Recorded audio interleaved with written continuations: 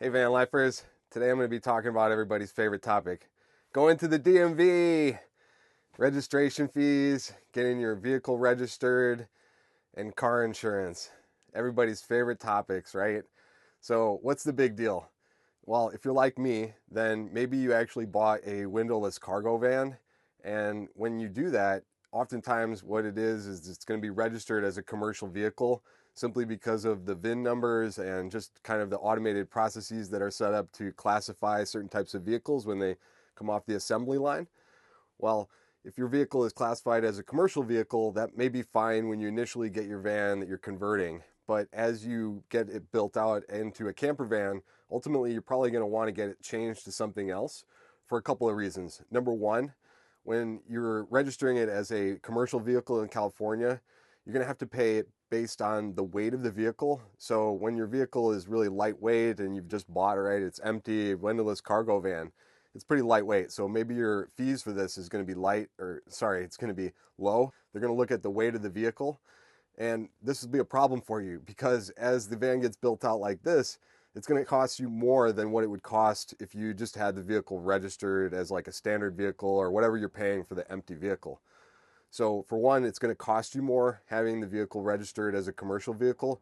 And two, if your vehicle is registered as a commercial vehicle, sometimes car insurance companies won't even insure your vehicle, or they'll charge you some extra premium pricing, or maybe they won't even cover your build out, which in that case, if something happens to your vehicle, they'll cover the replacement cost of like the vehicle, but not anything that you've added to it. So I recently moved to California and needed to get new plates, and I went through some major hoop jumping at the DMV in order to get the conversion process from commercial to auto done for my van.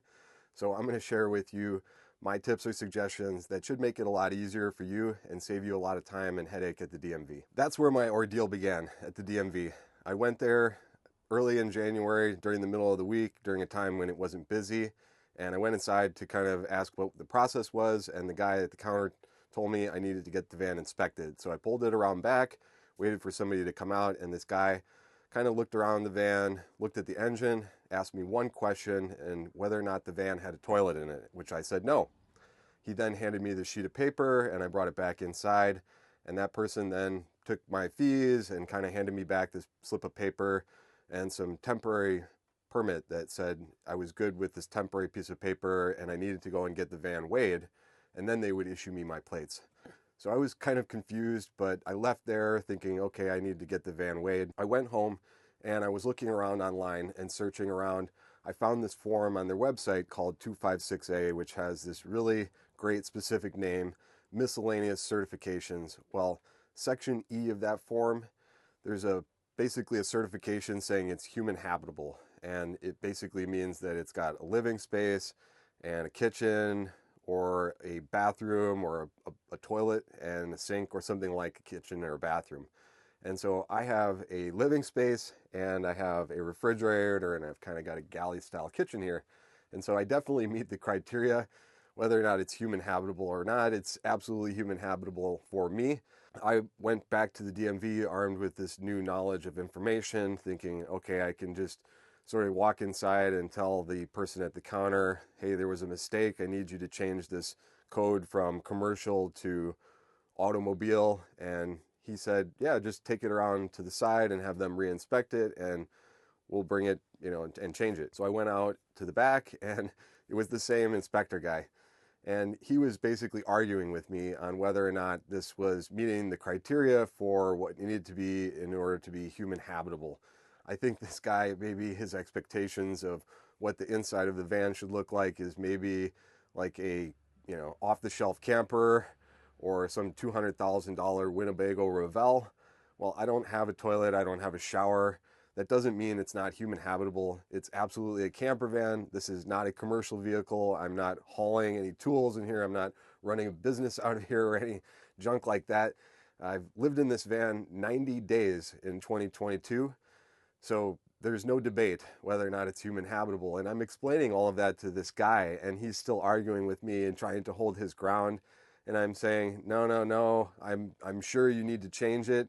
And ultimately, he went inside because I was saying that I wanted to talk to the manager, and he came back out And this person said, well, the manager has told me you can fill out this form 256A, and that will certify it as human habitable, and then we can change the code. So this man who was the inspector walked around to the side there. I opened the door. He looked inside. He could see there's a bed there.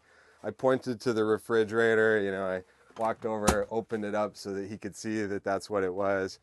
And he then had no choice but to relent, simply because he doesn't like the inside of my camper van and thinks that I need to have a shower and a toilet or a sink or whatever for it to meet his criteria for what it should be. Was ridiculous. And so he stamped the VC code on my inspection report, which stands for van camper. And then I brought that inside to the person who helped me at the counter. They ultimately then completed the processing of my registration, and I walked out of there with my official registration that had the VC code on it, which gives me that automobile, no longer a commercial vehicle. Yay! Oh man, I was stoked. After having completed all this, I waited about 24 hours thinking it might make a difference for things to process in the system.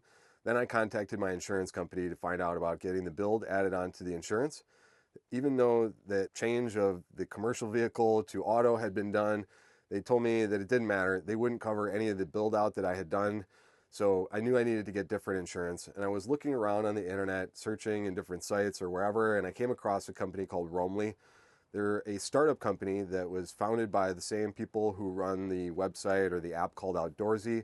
Outdoorsy is a Airbnb-like app where you can go on and search for RVs in different areas and then rent them out. It's just pretty cool. I've actually used their app before, so I kind of had some familiarity with their founders and feel like it's something that I could, use and feel comfortable with their insurance, even though I've never heard of them before. So I was looking at their rates, and it's really inexpensive. And so I was plugging in what coverages I wanted and kind of hitting the button to hit the transaction to essentially sign up right then. Somebody then called me on the phone and they said I couldn't do it online, but I had to talk to somebody. They really have three options in terms of actually completing the process of getting insurance. There's a option to do an appraisal, which I don't have an appraisal for the van. Or option two is I submit a build list, which includes all of the items in my build, and then some pictures, and then a bill of sale. Doing the van, all the stuff that I put in here, I have in a spreadsheet, so it's not a big deal for me to just send that to them, take some pictures and send it. So I did that within a couple of days, and they confirmed all of that, and so now I have insurance that covers the van as well as my full build out, and I'm paying $58 a month, which I feel like is relatively inexpensive. It also includes things like roadside assistance and windshield coverage, which I didn't even have with my previous insurance, so I feel like I'm getting a lot of value. I hope I never need any of that coverage, but at least now, I rest a little bit easier knowing that the van has proper coverage for the vehicle as well as my build out. Okay, that's it. I'm really curious, first of all, to hear what you all think. I've got this new camera. It's an Insta360. It's got this wide angle here. Does this make me look crazy, waving my arms around maybe? Tell me about that, if you like it or hate it. Maybe I'll switch it up. I'm also curious to hear, did any of you already go through this process of getting your van conversion set up for proper registration from not being a commercial vehicle? Was it as difficult for you? Did you have an inspector that just gave you what you wanted right away? In any case, maybe these tips will help the others that haven't gone through that yet.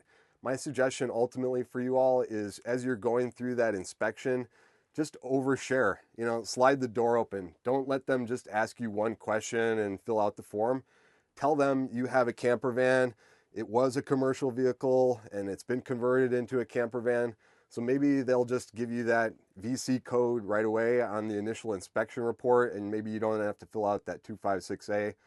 In any case, the 256A is just going to be your safety blanket because they really can't refuse that in any case. So I hope this video helped you all. All right, and as always, hit that like button.